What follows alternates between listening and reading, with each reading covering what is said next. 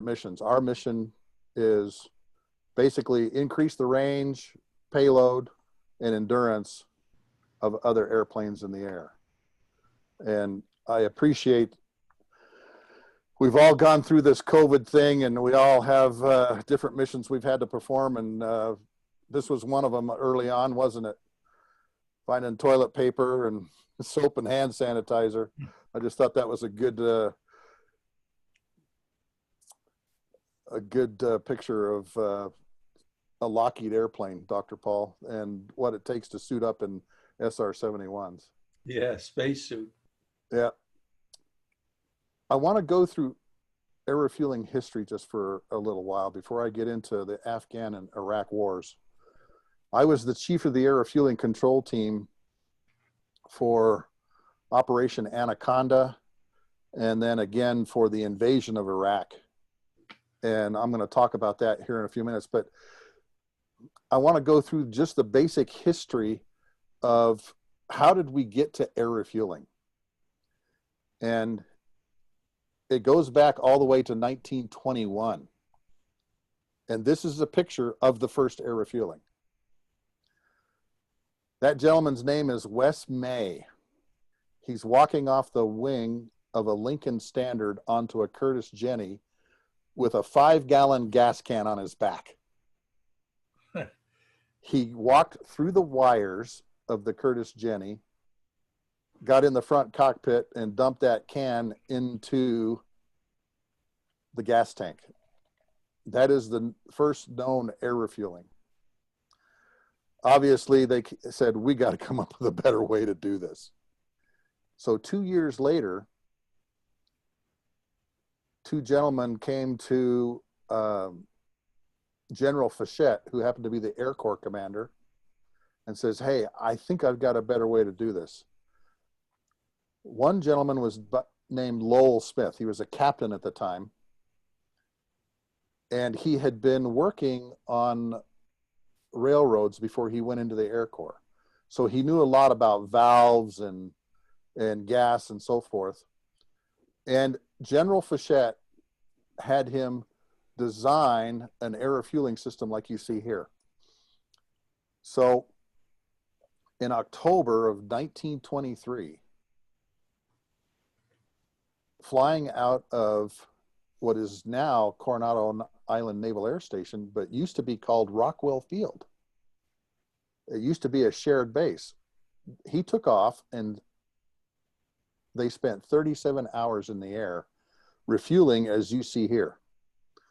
That's a hose that would drop down from the top airplane, and the front seater in Smith and Richter's airplane would, John Richter would grab the hose and then put it in the gas tank. And they stayed up for 37 hours just flying over the top of San Diego and Point Loma and so forth. Now, they wanted to have a more practical application to this. So they took the airplanes, the tanker and the receiver airplane, to Suma, Washington, which is right on the Washington-Canada border.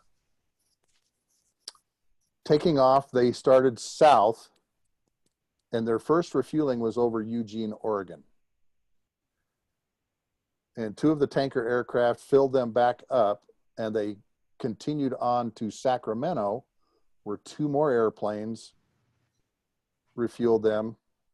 They stayed up for 12 hours and flew all the way down to the customs house in Tijuana, Mexico, and circled the customs house, and then landed again at Rockwell Field. Now, many of you have probably heard the story of the question mark, but a lot of you probably don't know it involves this airplane, the German Bremen. In April of 1928, this airplane was trying to make the first east to west crossing of the Atlantic Ocean with 3 men on board. During that flight, they encountered unexpected headwinds, and their compass precessed almost 40 degrees. And they ended up landing on an island called Greenlee Island near Labrador. Soon after landing there, the German government wanted to get their airplane back. And so 2 low-wing seaplanes were dispatched with AIAA, who became a general during World War II. Carl Spaatz was leading the group up there, and a young lieutenant by the name of Elwood Pete Quesada, right? And they encountered some really bad weather. While they were up, Pete Quesada was thinking to himself, man, we need a tanker up here. We need to be able to pull into some place and get some gas. How could we possibly do this? We're low on gas. And finally, they found a hole, and the Junkers test pilot actually jumped out of the airplane, parachuted down to the island, helped fix the airplane, and they later flew it out. But Pete Quesada took that idea back to Ira Aker and some others and said, hey, how are we going to refuel in the air? And that was the story that began the question mark. Again, Pete Quesada, Ira Aker, Carl Spaatz are all involved in the question mark. It's a Fokker single wing, 3-engine airplane. And again, it takes off out of Southern California, out of Rockwell Field on New Year's Day in 1929. And their goal is to say, how long can we stay up? They were always asked that question, and that's why Spaatz would always say, that is the question, that is the question. That's where the question mark got its name. So they take off Monday morning on January 1st of 1929, and they picked that day for a reason, because they want to fly over the Rose Bowl. They want to show people that we can refuel in the air. And during the Rose Bowl game, a tanker and the question mark flew over the Rose Bowl, and people got to watch this air refueling evolution go on. The record was actually set by 2 Belgians, which was 60 hours. And Wednesday morning, they broke that record. Now, this young lady was only 7 years old at the time. This young lady is Carl Spaatz's daughter, Catherine. He calls her Tatty. And she and her mom, Wednesday morning, were out watching them fly over Rockwell Field. And mom was hanging up the laundry to dry outside on a clothesline. And Carl Spaatz's wife looked down at Tatty and says, Tatty, look at that. Your father's in that airplane. He's been up longer than any man in history. And 7-year-old Tatty shielded her eyes and looked up at the airplane and said to her mom, I think it's sort of dumb. So air refueling did not start with a very auspicious beginning. But they flew through the entire week. The only reason they came down was because they had an engine that threw a rod.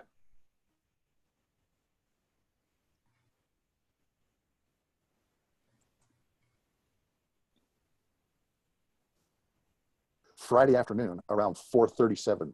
During that time period, they received 33,000 pounds of gas, 285 gallons of oil, and some ladies took some heartfelt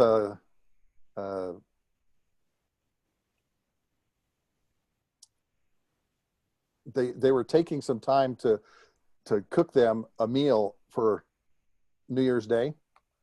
And they actually passed a turkey dinner down to the question mark on New Year's afternoon. So it was up for 5 days, and Spots had to get a new flight suit because he got drenched during one refueling.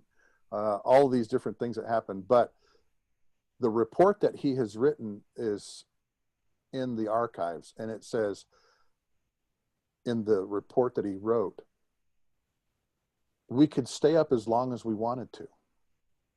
Fighters can take off with less gas, get fuel in the air, and stay up for an unimaginable amount of time.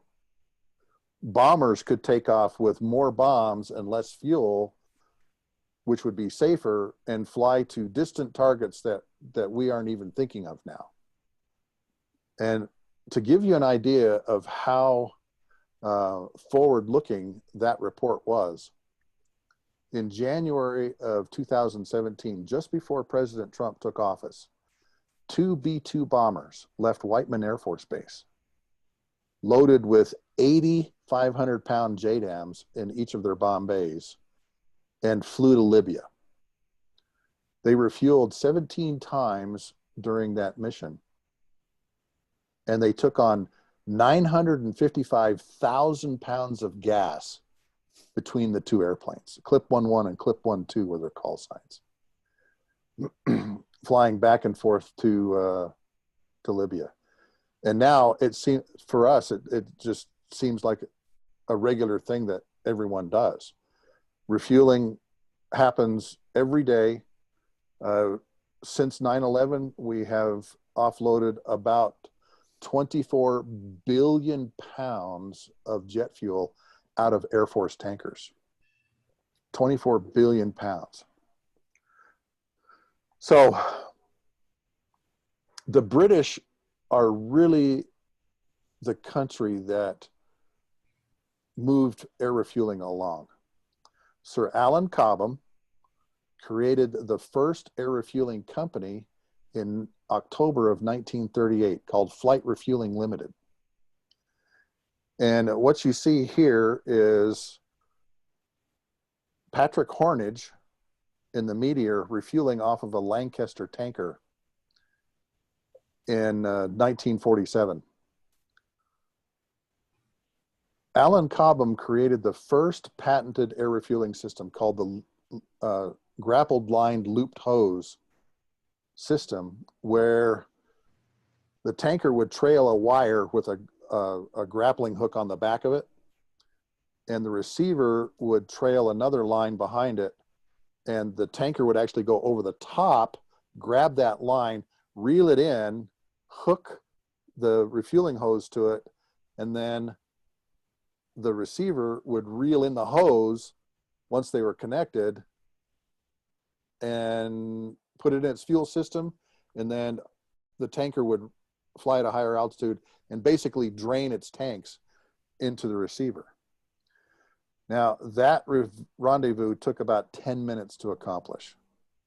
And over a period of time, Alan Cobham had to figure out a better way to do the rendezvous and the hookup. And this is a picture of that famous flight that you see here. And this is the first probe and drogue system that most countries use. The boom system is not used by most countries. And he was able to stay up for 12 hours that day in this Meteor jet. It wasn't too long after this that they put a hose drum unit in a KB-29. And this is where Jimmy Doolittle comes into the refueling history books. He goes over to see Sir Alan Cobham in 1947. And he gathers up all the information that Cobham has on air refueling, the hose and drogue system, all these different systems, and brings it back to the United States. About a year later, the Air Force goes over there in a B-29 and buys 25 hose drum units from them and puts them in B-29s, and they start testing different ways of doing air refueling. Well, not too long after that, the Korean War starts. And the first combat air refueling took place on the 6th of July of 1951 with one of these KB-29s that is equipped with the hose drum reel. It refueled 3 RF-80 reconnaissance airplanes from 2 of these KB-29s, and you can see the system that they used. They had probes in the fuel tanks, the wingtip tanks. And what they would do is they'd hook up, fill the one tank halfway full, then they would switch over to the tank on the other side, fill it full, completely full, and then they would refill and hook up this one and fill that all the way up so that they had the full tip tanks. This allowed these 3 RF-80s to basically hit the reset button on their range, which at that time was only about 300 miles. And they were able to go all across North Korea and take pictures of targets because of this one refueling. Now, more KB-29s ended up coming over to Korea. Some of them with hose drum units like you see here, and some of them with the boom.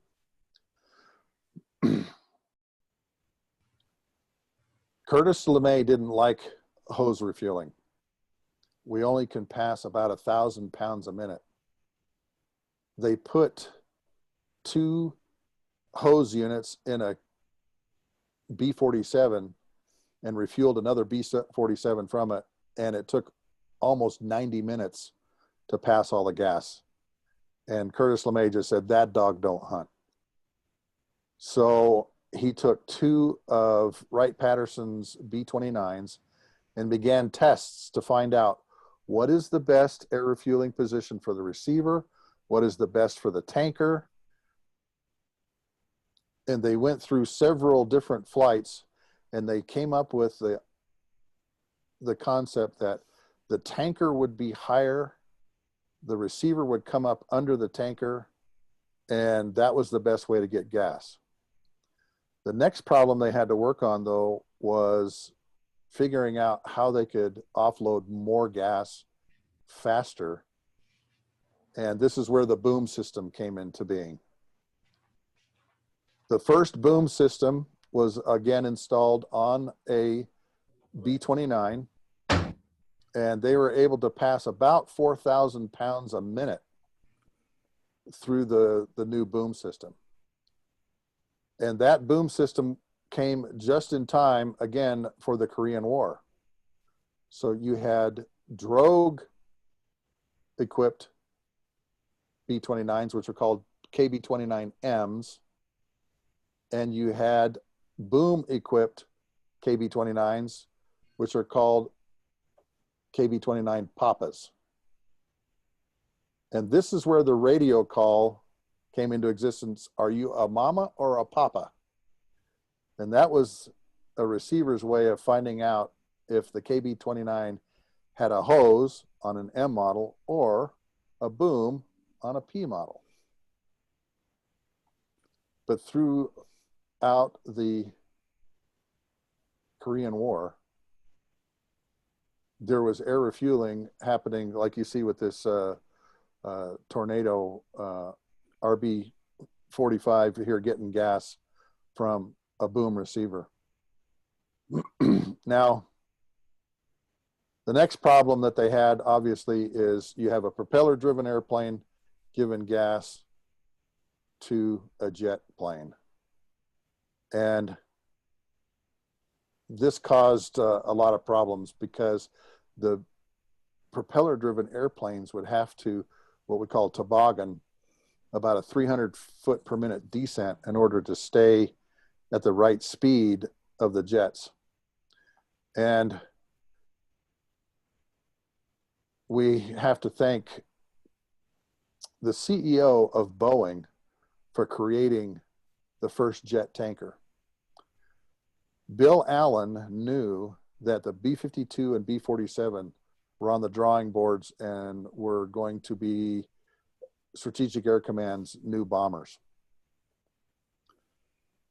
He took $16 million of his own money during the Korean War and created the airplane that's now sitting in the Udvar Hazy Museum, the Dash 80.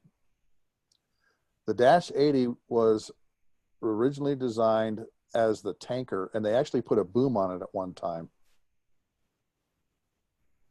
And that became the first jet tanker. Now, an interesting story about the KC-135.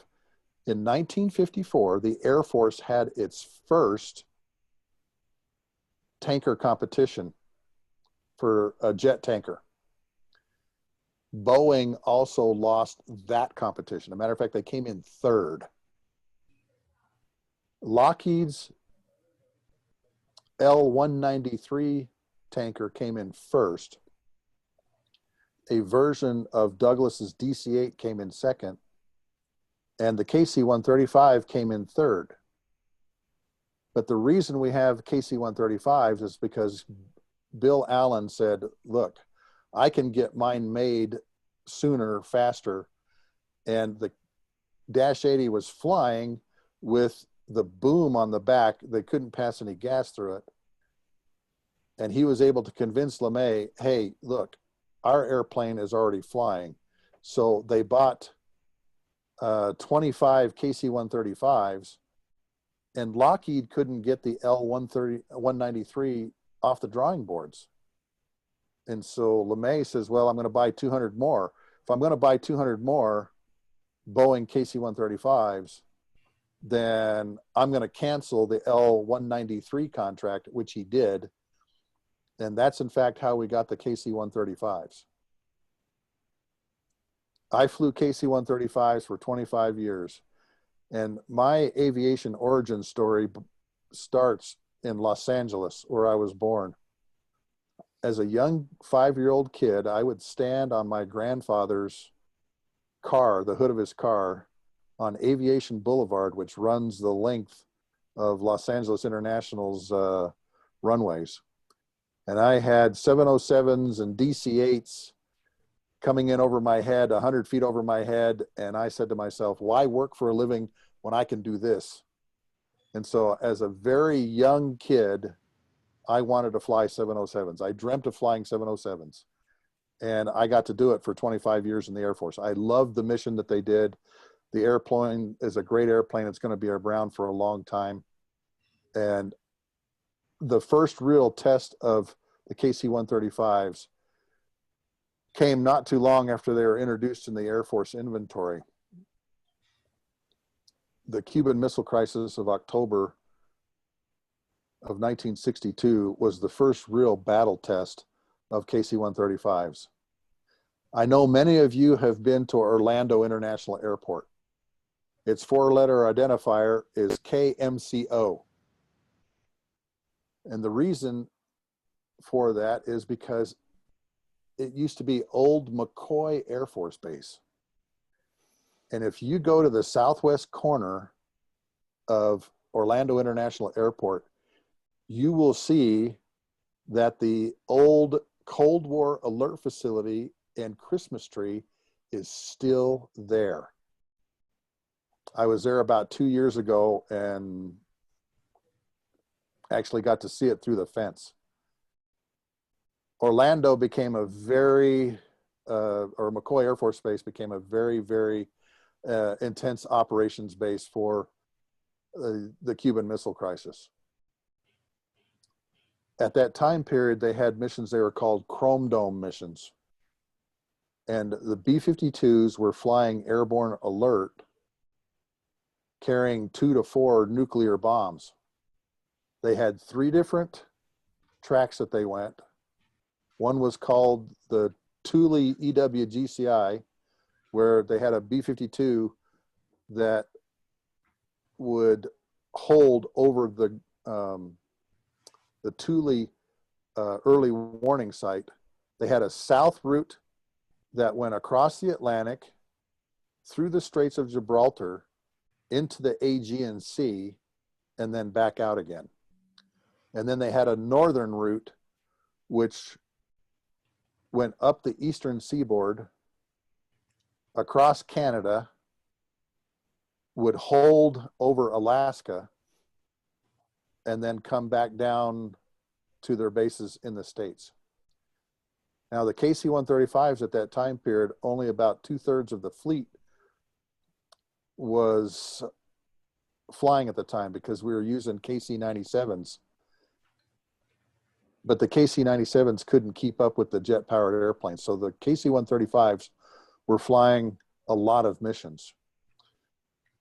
We had 138 tanker sorties on November 4th, because the B-52s flew 78 Chrome Dome missions on that particular day. They offloaded about 14.5 million pounds of gas out of each one of those tankers. Typical offload for a Chrome Dome mission was 105 to 110,000 pounds, which for an A model like this one you see here is a lot of gas. And I was fortunate enough to fly the A models with the J57 engines like you see here, and R models. We call the A model the water wagons because, as all of you know, we would use water injection for takeoffs. My largest offload is into a B-52, and it was a much like one of these Chrome Dome missions. The B-52 had left Merced at Castle Air Force Base and was flying nonstop to Darwin, Australia for an operation exercise called Pitch Black. We took off out of Guam, flew northeast, rendezvoused with the B-52, and we offloaded 103,500 pounds of gas into that B-52. And I remember my aircraft commander mentioning, hey, this is just like flying a Chrome Dome mission. And like I said, 103,000 pounds for an A model is a lot of offload. We landed back at Guam, I think, with about 25,000 pounds. It took us 22 minutes with all 4 pumps on to put that amount of gas in them. Through the boom, we can pump with all 4 pumps about 6,000 pounds a minute. And that was a pretty exciting mission. So the R models burn about 10,000 pounds an hour. That was our rule of thumb. The A models burned 13,000 pounds a minute. The R model has 40% more offload capability than the A model like you see here. So that was a big difference when we re-engined these airplanes. But then the Vietnam War came along in the 1965 timeframe. KC-135s were based in Guam, Kadena, and Thailand. The Arc Light missions were the B-52 missions that came out of Guam. Again, they were offloading near 100,000 pounds on each one of those offloads. And then, of course, they were refueling fighters like this F-105 Wild Weasel that's coming up underneath the tanker here in one of the tracks over Laos. Vietnam War went on for 7 years, and if I remember right, U.S. Air Force KC-135s offloaded over 4 billion pounds of fuel during that time period. That's a lot of gas. It took us a year to offload 1 billion pounds over Afghanistan. And during the war in Iraq, in 26 days, we did almost 420 million. And I'll talk about that here in a little bit. So that's kind of a history of air refueling and how we got to the point where we have KC-135s. KC-10s came into the fleet in the early 80s.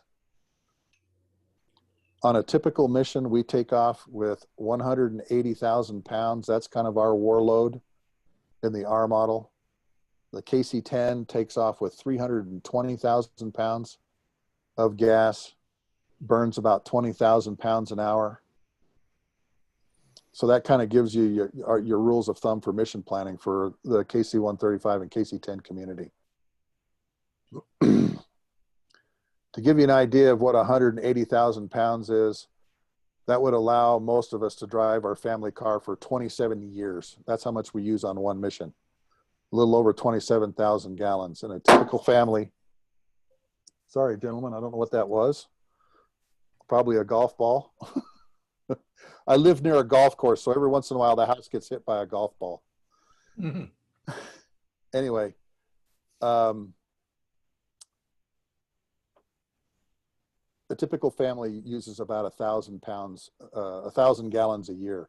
So that'll give you an idea of how much gas we use in the tanker community. Now, I want to talk a little bit about the 509th Weapons School. In 1999, while I was working at AMC headquarters on the AMC staff, I began working in the weapons or the tactics shop for Air Mobility Command, and our two-star general had been an ACC general that was doing a crossflow with AMC. His name was Gary Velger. And when I got on the staff at AMC DOT, they handed me this big, thick book. And they said, your job while you are here, Mark, is to create the KC-135 Weapons School. And I remember saying to my boss, okay. And the first question I asked him was, does Air Combat Command know about this? A tanker weapons school? And my boss looked at me and kind of smiled and says, we're in discussions with them. And I thought, okay, because I knew that Air Combat Command was not going to entertain a KC-135 weapons school. We were kind of the redheaded stepchild of Air Force. The KC-135 was not a tactical airplane by any means. We have strategic, operational, tactical level missions that we do on a daily basis. But my job was to create the 509th Weapons School. As we moved along, we found a place for it at Fairchild Air Force Base. But now we had to figure out, what are we going to teach? And it took us almost a year and a half to come up with a syllabus for a graduate level school on air refueling. And in the air refueling community, we make our money at the operational level. We make our money at the aerospace operations centers where all of the initial planning is going on and execution. So our 509th Weapons School focused on the operational level, not the tactical level, which the weapons school was mostly involved in. And that caused a lot of heartburn between the AMC and ACC trying to get us validated. And one day when we were all really frustrated with trying to create the syllabus, being the redheaded stepchild of AMC, a lot of people, squadron commander in our building came over and said, this is the dumbest thing AMC's ever done. You guys should be among all of the squadrons teaching all this stuff. You know, and I told her, I said, that's exactly why this school is in existence, because that's what we're going to do. There was a lot of painful time for us, but finally we did create the school, and our first class went through in the fall of 2000.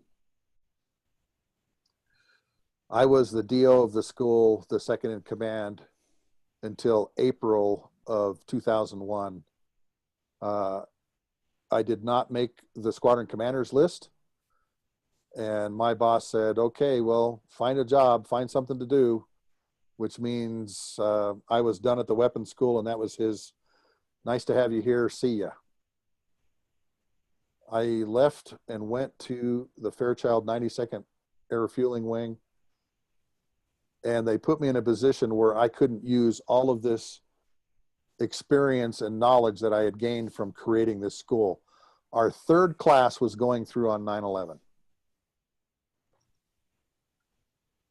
And our runway had just opened back up in August after getting resurfaced. I got a phone call at 5:50 in the morning from one of my wife's friends asking my wife, "Where's Mark? Where's Mark? Where's Mark?" And my wife says, "Well, he's right here next to me. He's asleep. It's 5:50 in the morning." And he says, "Wake him up. An airplane has just run into a building in New York." And I groggily reached over, grabbed the remote and turned the TV on. I'm kind of a news junkie, so it went right to Fox News. And I saw this burning building. And I'm thinking to myself, how in the world did an airline pilot with thousands of hours run into a building on a clear and visibility unlimited day? And as I was going through that in my mind,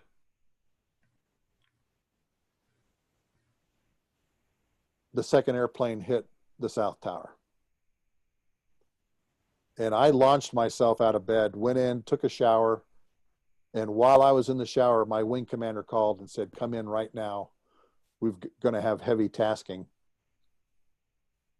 And it took me about 40 minutes to get on base because the base went into lockdown. And once I got to the command post, the airplane had hit the Pentagon. And while I was working tanker planning, the airplane went down to Shanksville.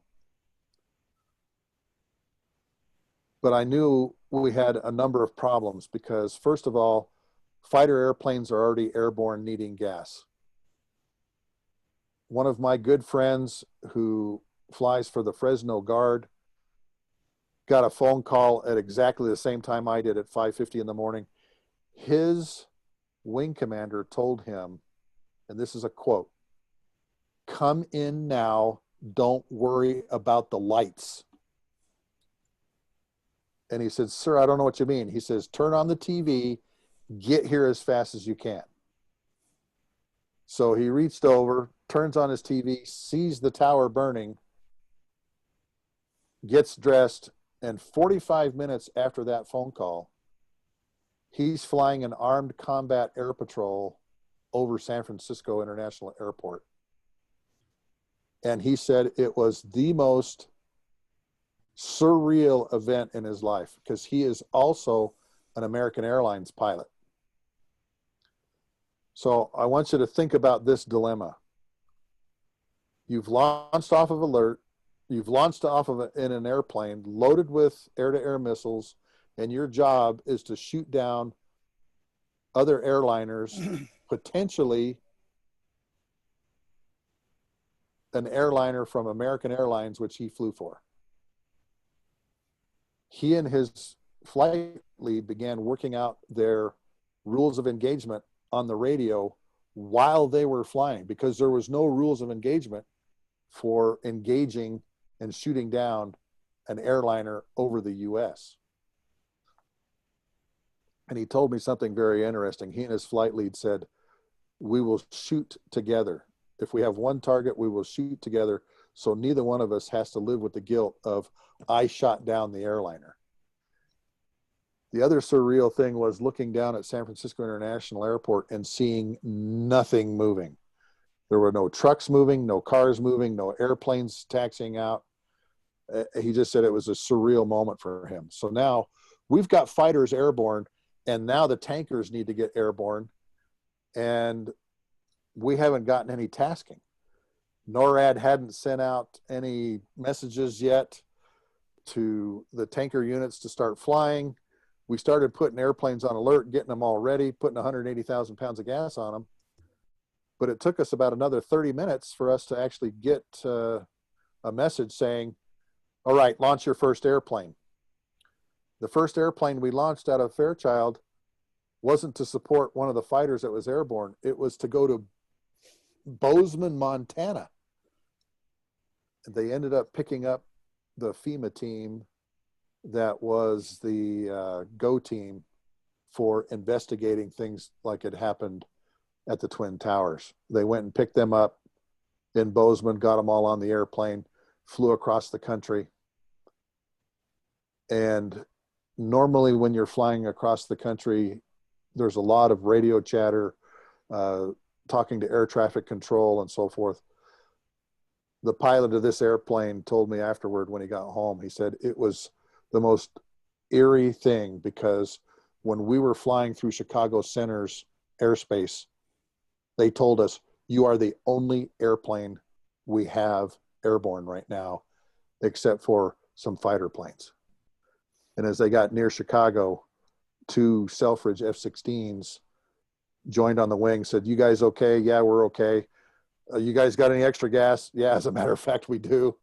And so they came in and plugged in and got some gas. And then they landed at Andrews Air Force Base, and the FEMA team got off, and they came back the next day with tasking across the United States of refueling some of the different combat air patrols. Now, to give you an idea of how intense this got for tankers, Tuesday morning, 9/11, there was 7 tankers on alert for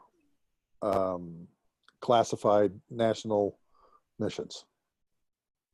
By 4:30 that afternoon, there was 127 tankers on alert around the United States to help defend the airspace of the United States. These missions included refueling the fighters, refueling the AWACS, and refueling the National Airborne Command Post, the E4, that, as many of you know, the president was not in Washington, D.C. at the time it happened. So those were really intense days. And I knew it wouldn't be too long that I would get tasked to go to the Middle East. And 8 days later, I left for Incirlik Air Base, Turkey, and was there when the opening night of the Afghan campaign began. And we were flying Operation Northern Watch, which was the no-fly zone enforcement over northern Iraq, but we had got additional tasking to refuel the C-17s coming down out of Ramstein that were carrying humanitarian supplies in the back of the airplane. They would fly sometimes in 2-ship cells. We would refuel them over the Black Sea. And they had in the back of them 32,000 of these food packages that had been created for the Muslim population. And they would airdrop these packages from 21,000 feet into a drop zone that was created over Afghanistan. So we had combat operations going on as well as humanitarian operations going on over Afghanistan when the air campaign started on the 7th of October.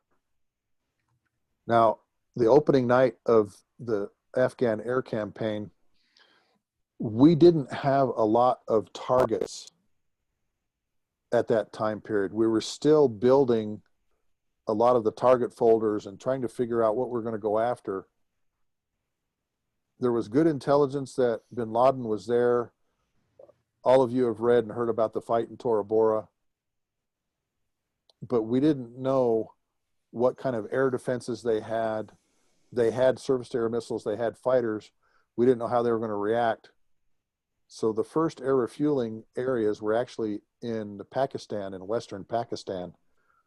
And it wasn't until about a month later that KC-135s began moving into Afghanistan once we figured out that the air threat wasn't there. All of the air refueling areas were named after Greek mythological people, Apollo, Mercury, Zeus, and so forth. But this was the first time we had a combined campaign like this, where you had Navy fighters off of 2 aircraft carriers supporting bombers that were flying bomber missions, and F-14s with tactical reconnaissance pods taking miles and miles of film and pictures to help create those target folders. So the problem we had was we had drogue receivers and boom receivers, which the KC-10 was perfectly configured for, but not the KC-135s. The KC-135s are either boom or drogue at that time period, because we had an iron basket that we would actually put on the nozzle of the KC-135, so it could only do Navy probe receivers or coalition receivers. But as the war went along, we began to get international tankers. This is an Australian 707 refueling a VFA 131 Wildcat F-18 during Operation Anaconda. By the time I got to the Combined Air Operations Center in Prince Sultan Air Base in Saudi Arabia, the war had been going on for several months. I got there in January, and things were starting to die down. And it became very static. The air tasking order became very static. We were always flying the same missions every day, the same places. But we had a coalition of tankers now and receivers. We had Dutch KDC-10s, the Australian 707, like you see here. We had our KC-10s, our KC-135s.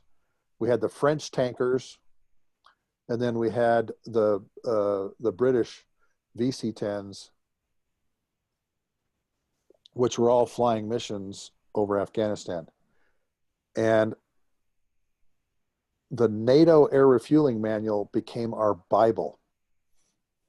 In the back of the NATO Air Refueling Manual was this big matrix that showed what airplanes could refuel off of what tankers.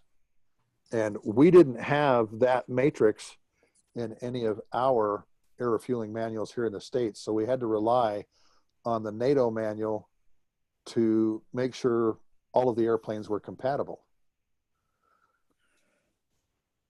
That bit us one day. And I got in a little bit of trouble because we matched the Dutch KDC-10, which is boom only, to the U.S. Air Force's E-8 Joint Stars. Now, the E-8 Joint Stars has the same receptacle as the Air Force airplanes, can match with the KDC-10's boom very well, but the testing hadn't been done and it hadn't been certified. And the one thing every tanker pilot abhors is having an international tanker refuel an Air Force airplane that it's not been tested and cleared to do. Due to an oversight on my part, I didn't see that in the air tasking order. And Mike Taylor, a guy that worked for me, came up to me with a big smile on his face. And he goes, "Hey, Sluggo, the E-8's got its KDC-10 certification."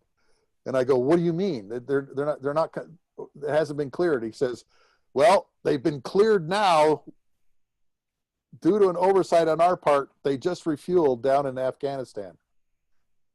And we all laughed about that. And we had to send a report back to AMC saying, "Hey, the Joint Stars refueled off of an international air tanker that it was not cleared to refuel off of." And 2 days later, a message came back from AMC saying that the KDC-10 is now cleared to refuel the E-8 Joint Stars simply because of an oversight on my part. But that matrix became our living Bible. And a lot of the airplanes that were on that matrix, not only fighters and bombers, Navy airplanes, international airplanes, partners, and so forth, the tankers weren't compatible. And it was a real headache to make sure that we matched the right tankers to the right airplanes. And we shouldn't have had to do that.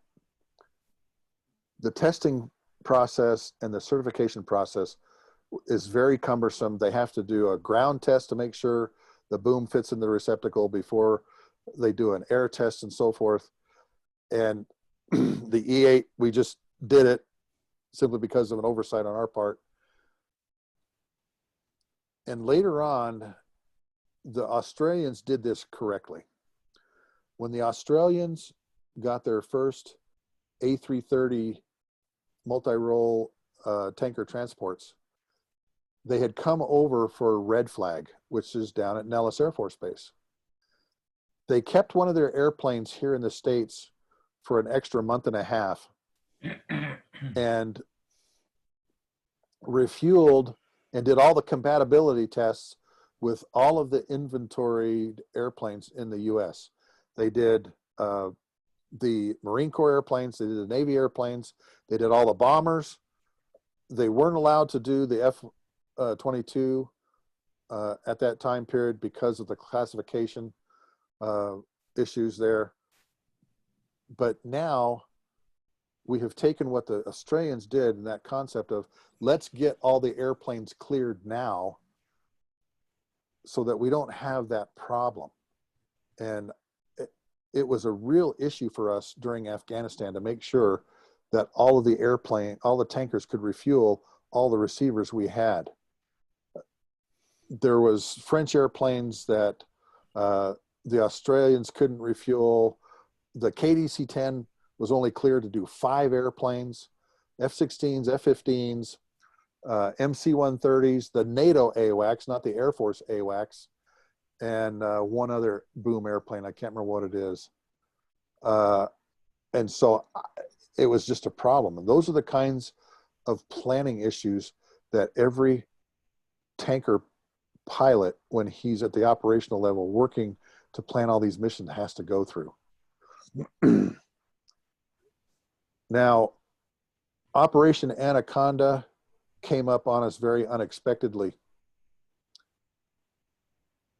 I went into a meeting one night, and the Army colonel that was there to coordinate operations with all the air planners said in a meeting, "Gentlemen, there's a big operation coming. It's big Army, and it's named after a snake." And that's all he knew about it. And so all of us were wondering, what on earth is going on? What kind of operation is coming? And what's going to happen? And we kind of pushed it all to the back of our minds. And 3 weeks later, somebody asked the Army the question, "Hey, we understand you guys are getting ready for an operation. What is it?" And we finally got some initial planning information, and they told us, well, we're only going to need 4 fighters over the top of the area and maybe a couple tankers to refuel them, but that's all we're going to need. And so we began planning on that information, and we thought we had the plan all set up. When we got the fragmentary order from the Army, we were shocked at how much they wanted. They wanted C-17s coming in and offloading fuel, ammunition, helicopters at Bagram. They wanted airplanes stacked up over the top of the operation area. And General Mosley was out of town. So General Corley got everybody together and said, "Here it is." And we all looked at our watches and we go, "Boss, this is in like 3 days, 5 days." And he goes, "Yeah, I know. We've got a lot of work to do." So we had to go back and completely replan Operation Anaconda.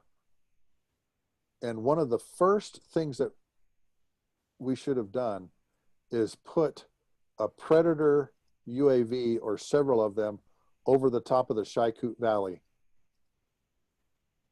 But we hadn't been tasked to do that. And unfortunately, the first UAVs to show up showed up that night that it kicked off. And I think if we had done a better job of planning and had gotten more forewarning that Operation Anaconda was going to happen, I don't think Roberts Ridge would have happened. I think we would have known there was a hardcore, about 100 hardcore Al-Qaeda Taliban folks on top of that mountain, because we would have put a UAV over the top of that at least a week, maybe 2 weeks prior, and had watched that mountain closely because we knew it was the tallest peak and it was the best sniper location for across the entire valley. But as you know, gentlemen, about 3 o'clock in the morning, 160th Soar Chinook lands on top of Roberts Ridge, Takur Ghar Mountain, and immediately gets hit. The team in the back is called Mako 30, and Navy SEAL Neil Roberts had 1 foot on the ramp getting ready to jump off when they got hit by an RPG and small arms fire. And since he was leaning forward, he fell about 10 feet onto the top of the mountain. The 160th SOAR Chinook pilot was able to get the helicopter airborne and down into a valley. And it wasn't until they landed down in the valley that Petty Officer Slabinski, who was the Mako 30 leader, said, "We left a guy on top." Another helicopter came in and picked them up. They went back to their safe house and they began the rescue operation for Neil Roberts. Unfortunately, we got a Predator overhead after his demise. And many of you can go to YouTube and see the Medal of Honor video for Chapman, and it shows all of this going on.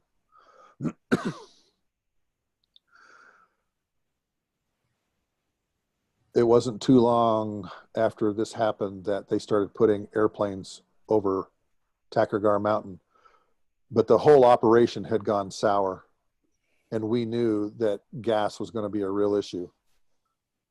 When I walked down to the desk where the operation's being run from, a Navy captain told me, "We're going to need a lot of gas." And I says, "You got 180,000 pounds in 2 tankers and a KC-10 up right now." And he says, "That may not be enough."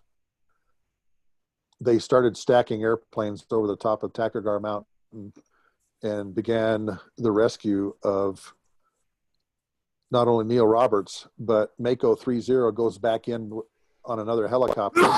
As you know, they try and find Neil Roberts, and there's this big battle that lasts for 17 hours. And we were watching this through Predator video on a 40-foot by 40-foot screen. And we had tankers stacked up about 10 miles south of Takur Ghar Mountain. And the airplanes are just cycling on and off these tankers, getting gas and fighting the good fight, trying to save Neil Roberts. Now, hang on just a second. It looks like I got a couple questions. Mr. Kumar, the 509th Composite Squadron that was charged to drop the first nuclear bomb, you are correct. It's the same 509th. I was in the 509th Air Refueling Squadron, which was one of the first air refueling squadrons created in June of, I think it's 1948. The 43rd stood up in the morning. The 509th stood up in the afternoon. That was the 509th Bomb Wing. That bomb wing subsequently moved to Pease Air Force Base, where the 509th Bomb Wing and the 509th Air Refueling Squadron were located. And that was my first assignment, Santosh, was the 509th Air Refueling Squadron. And we had at that time, the red mobile horse on the patch. When the 509th Weapons School was validated and put in with the Air Combat Command school at Nellis and became part of the school at Nellis, they named it the 509th Weapons Squadron, and it still has that 509th Composite Squadron, the 509th Bomb Wing patch, air refueling squadron patch with the mobile horse on it. Funny thing about the mobile horse, we had to go to Mobil Oil Company and ask them if we could use the horse. And they initially told us no, but said, if you'll turn the horse around, you can go ahead and use it. So if you look at the mobile oil horse, it is facing left, and the 509th Air Refueling Squadron and the 509th Weapons Squadron patch, the horse is facing right. And that's how we got away with that. We also had a letter from Mobil allowing us to use their horse on our patch, and that horse is on the weapons school patch even now. Same Takargar as Operation Red Wings. Santosh, I'm not familiar with the target area for Red Wings. I don't know if it was Takargar or not. So I can't answer that question and give you a good answer for that. The Shaikut Valley is not a very big place. The whole entire valley, I think, was only 7 miles long by like 3 miles wide. We packed a lot of airplanes in there too. So that became a real problem of deconflicting all of the airplanes, running back and forth to the tankers, stacking them up above the Shaikut Valley. But this operation allowed me to put tankers literally almost right over the top of an operational area, so that airplanes had a very short distance to fly back and forth to get gas, because we wanted to keep the airplanes over the target areas, particularly Takargar. And there was another mountain, we call it the Whaleback, that had a lot of Al-Qaeda folks in it too. And that was really the first time we'd ever done that, where we had put tankers over an op area. And that was simply because the threat, the air-to-air threat, was so low. The threat to the tankers was very low. We didn't think that some Al-Qaeda guy was going to hike up to the top of one of these big mountains and try and shoot down a tanker either with bullets or a missile. So it was really nice for us to do that. Ken, you asked a question, do some commercial airplanes have air refueling capability or activities too? Great question. During my research for my book, Ken, I found out that most of the China Clippers had air refueling capability via the grappled line loop hose system that I talked about earlier. When Boeing made those, the War Department came to them and asked them, we think you should put this refueling capability inside of the China Clippers. And Boeing agreed. And during World War II, while the China Clippers were flying around, they had air refueling capability in the China Clippers, because they knew that they may use them, Ken, to fly troops and possibly supplies or whatever throughout the Pacific, maybe through Europe, but it was never used. So the Flight Refueling Limited actually sold some of their hose, grappled line loop hose systems to one of the English airlines. And right before World War II, there was flights that would leave London, Ken, and go down to Bermuda. And those airplanes were being refueled by tankers flying out of lodges that would meet up with them west of lodges and refuel them and give them gas on their way down to Bermuda. So yes, there was commercial air refueling early on.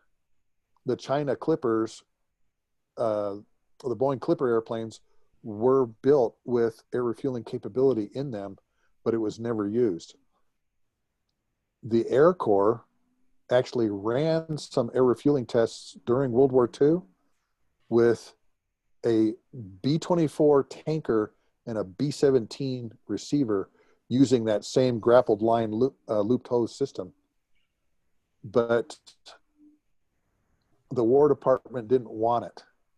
They didn't see the need for it during that time period because the B-29 was about to come out and it had a phenomenal range, and the B-36 could go even farther. So that's where the U.S. lagged behind in air refueling technology. Again, it all rested upon the Brits at that time period. And during the Battle of Britain, FRL's facility at Rushden got bombed, and they had to kind of start from scratch. There's a Cobham engineer who wrote a great book on air-to-air refueling, and he goes through the whole history of the British air refueling engineering and how they outfitted the planes and everything. It's really a good book. So is there any air refueling being considered for electric and hybrid aircraft? Ken, to my knowledge, no, there isn't. But Ken, your next question is very fascinating. Or for drones, is there a tanker unmanned drone? Yes, there is. The Navy has taken its unmanned combat air vehicle, the UCAV, and has turned it into the Stingray air refueling drone that they plan on putting on carrier decks. A little bit of history about that. During the first Desert War, A6s or KA6s, a version of the Grumman Intruder, was the organic tanker inside the air wings. As the A6s began leaving, that task fell to the S3 Vikings. And I've got some S3 Viking time and have actually done this. It's pretty cool. The S3 Vikings became the organic tankers. Then they got rid of the S3 Vikings, and it fell upon the Super Hornets. And right before the invasion of Iraq, the Navy had come to me at the Air Operations Center and said, hey, Mark, we want to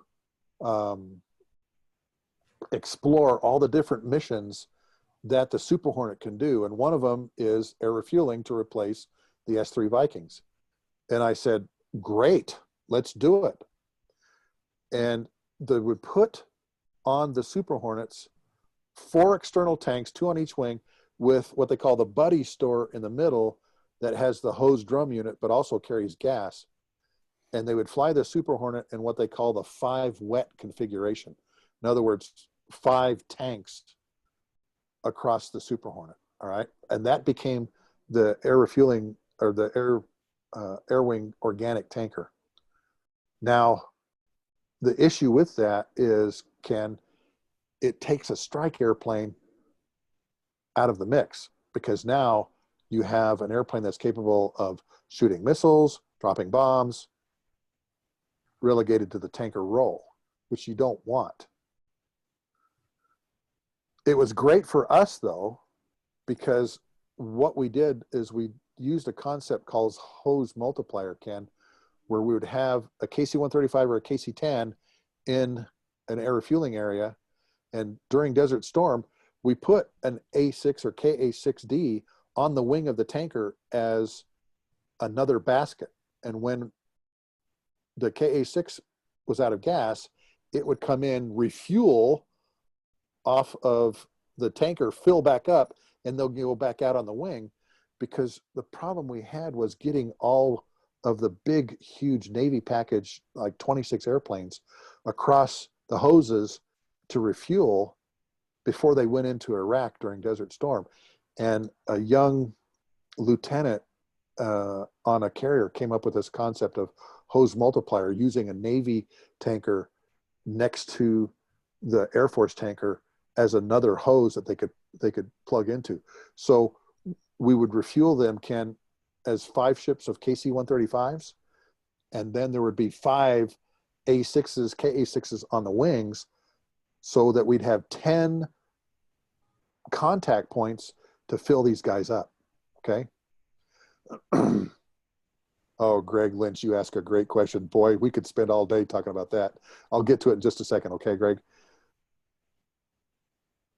To go on with my story, they don't want to have Super Hornets with the AISA radars and the ability to drop bombs and shoot missiles and so forth relegated to this tanker role. So they have taken, they call it the Stingray. If you look up Stingray UAV, Boeing makes it. I think it's called MQ-25. I'm not sure about that designation, but that's going to be the new refueling, organic refueling asset inside the carrier air wings.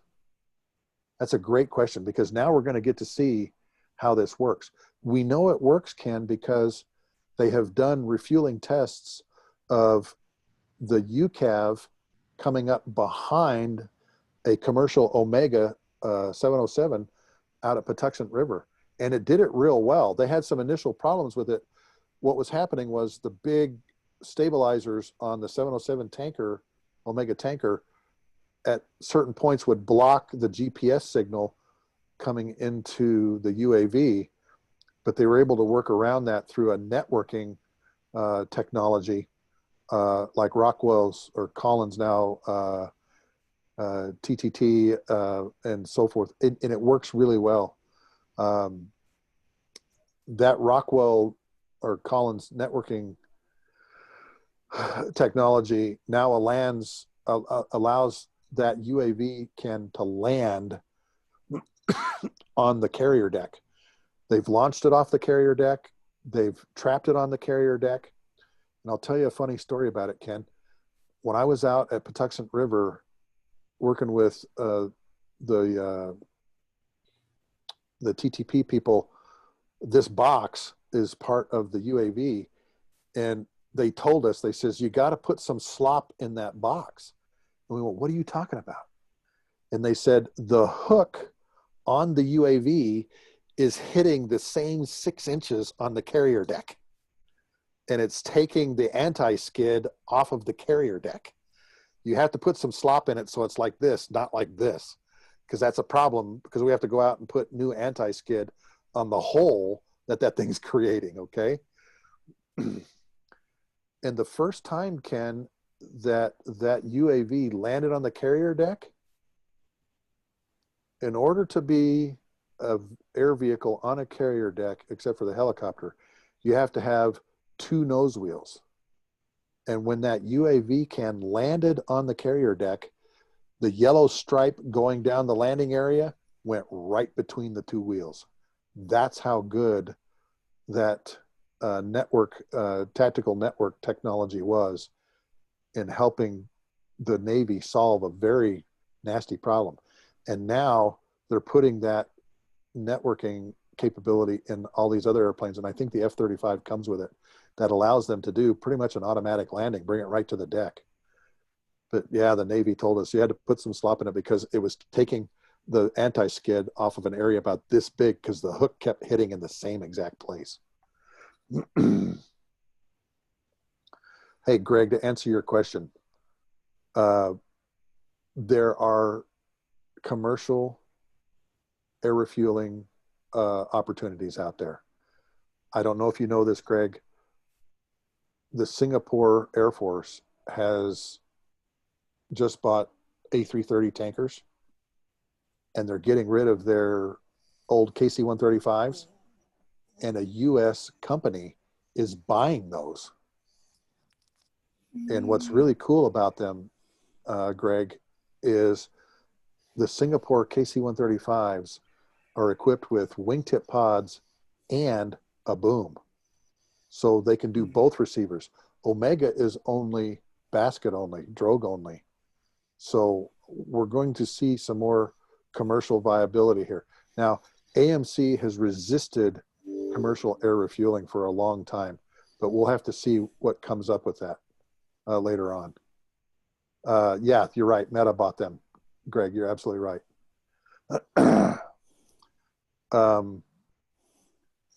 Ken, there are no defensive systems on a KC-135.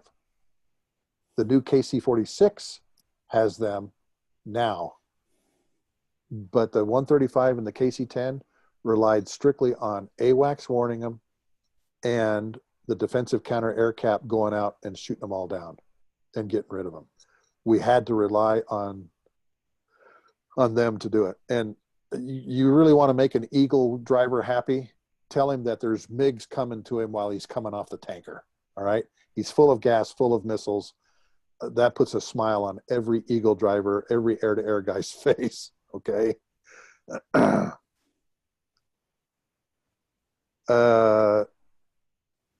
Other questions? Santos, great for blue water ops pitching deck at night and 5 wet. Oh yeah, absolutely. You're right. It was called JPALS, but again, Collins makes the tactical network thing that goes inside the JPAL system. It's really good. And like I said, that UAV was landing like in the same 6 inches. Okay. I'm just going to check time here. I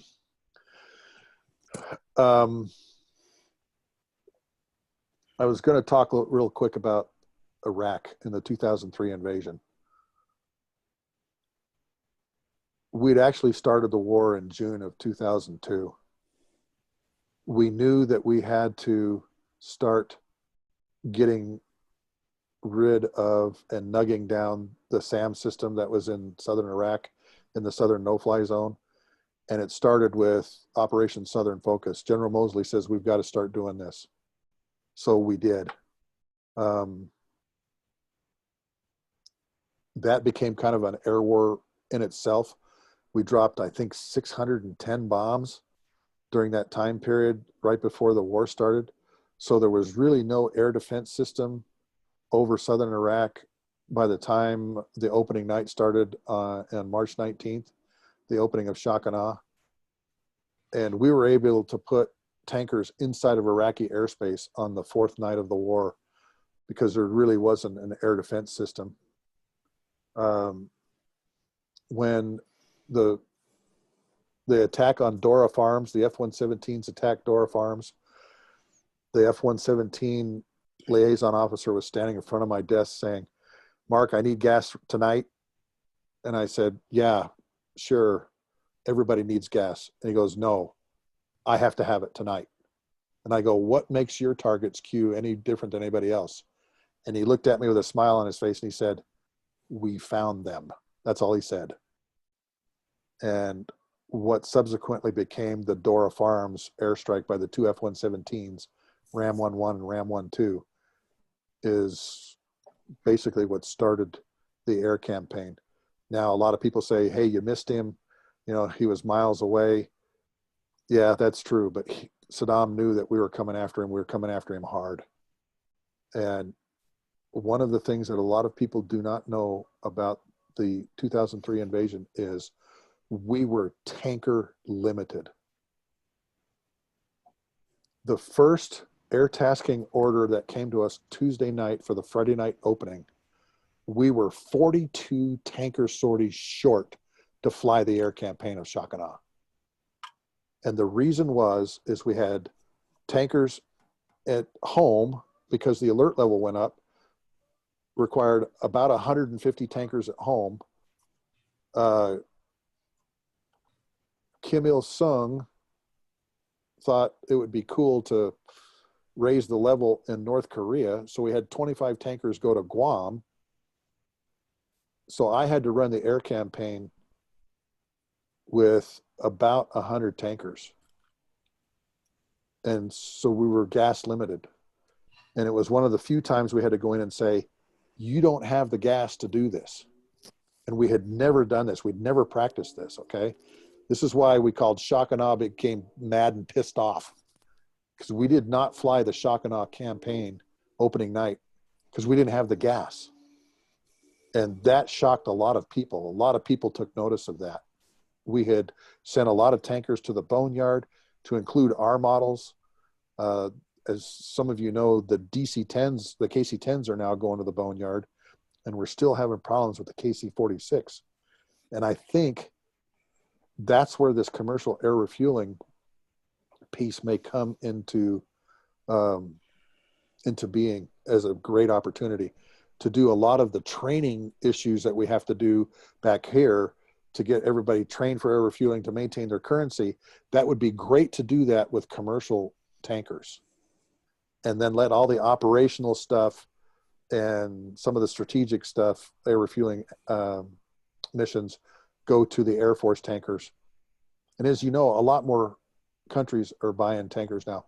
How many of you know Brazil has now manufactured its own tanker transport called the KC-390? Wonderful airplane, 2-engine, high-wing jet. It doesn't have a boom, but it has 2 basket pods on the wings made by Cobham. So there's more countries that are getting involved in air refueling, okay? Hitting the same spot on the carrier deck every time. Human pilots have 200 milliseconds. Yeah, that's true. You know, a closed loop system like this thing is allowing it to do that, Jerry. And Jerry, I have been fortunate enough in my career to be stationed in Virginia Beach. I was teaching at the Joint Forces Staff College, and one of my students was an F-14 Rio. In order to maintain some kind of currency, he had to spend so much time in the simulator, but he could never find a pilot. He'd come and grab me, and he'd put me in the front seat of the F-14D sim, and he'd be in the back, so he'd do his things, and I'd just be like the nose gunner, you know, pointing the airplane around. But the first time we went into the F-14D simulator, I think we were there for almost 2.5 hours. The last 45 minutes, he allowed me and taught me how to land on a carrier deck. Now, for a tanker guy, you can imagine what this was like, okay? My first 2 approaches were just silly, and I went around. But the third time I came around, I actually got a 2-wire.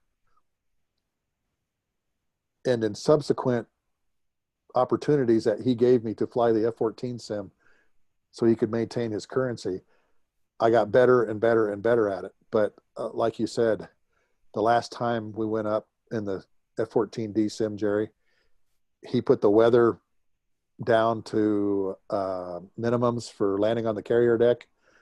And Jerry, it was sporting. And then he made me do it at night. That told me, Jerry, I went to the right recruiter. Yeah. Can you hear me?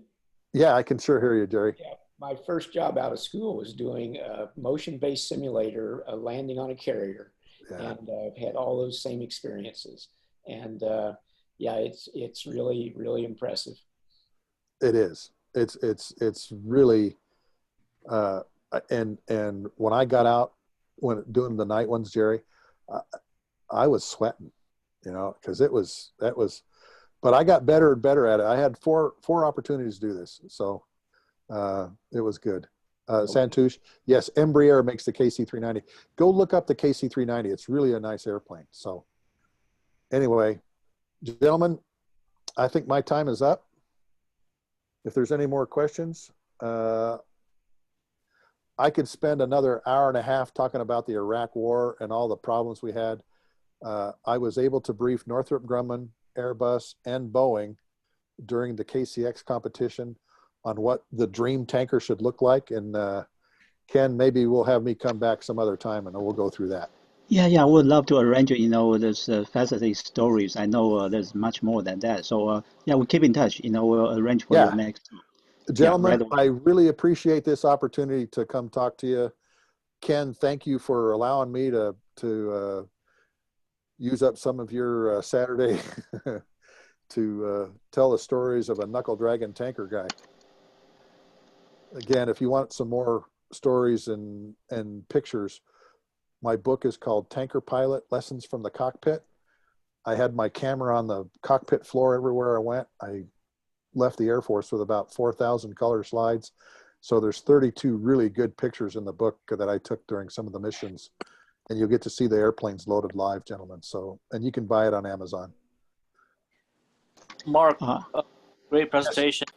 I was just going to comment that I think the complaint about the Stingray was I had heard the same complaint as to why most naval aviators don't like to fly with coupled ACLS, because I Yeah. think it's accurate that it goes up and down the glide slope as the deck is pitching up and down. It's freaking them out as opposed to being steady on the glide slope and letting the. Oh, it'd freak me out. Imagine the runway and moving around in front of me. And that and you're automatically going up and down the glide slope as it's doing that. Yeah. Oh yeah. And this F-14 pilot, his name is Rob Osterhout. His call sign is Wimbo, woman in a man's body. And he would not explain how he got that, but he told me and he showed me, he says, okay, Mark, here's what it looks like when it's a pitching deck. And it was a chore. It was a real chore to get an F-14 down onto the deck. And I didn't, I went around. The Super Hornet has a much better system and flight control system, and it's a little easier, but I didn't have the opportunity to fly the F-18 Super Hornet sim in a pitching deck type of thing. One of my assignments was the Air Force Operational Test and Evaluation Center, and I got to write the test plan for AIM-9X, and the Navy runs that program, and the program manager was a Hornet guy, and he let me go fly the simulator, the Super Hornet sim at Oceana, and fire a couple of the missiles off. But man, and it's a real workout too. Sorry, go ahead. I was just going to say, my hat's off to the Navy guys because during some of these air campaigns, as many of you know, during the invasion, we had one of those big, huge dust storms, the Shamal, go through. It was 85 mile an hour blowing sand and dust, lightning and rain. And the carriers continued operations during that. And there's some pretty sporting video from the USS Abraham Lincoln of showing the airplanes recovering during that storm. Amazing stuff. Yeah, I had a Navy fighter pilot tell me that one of the scariest things he ever did was a night bolter off of a carrier.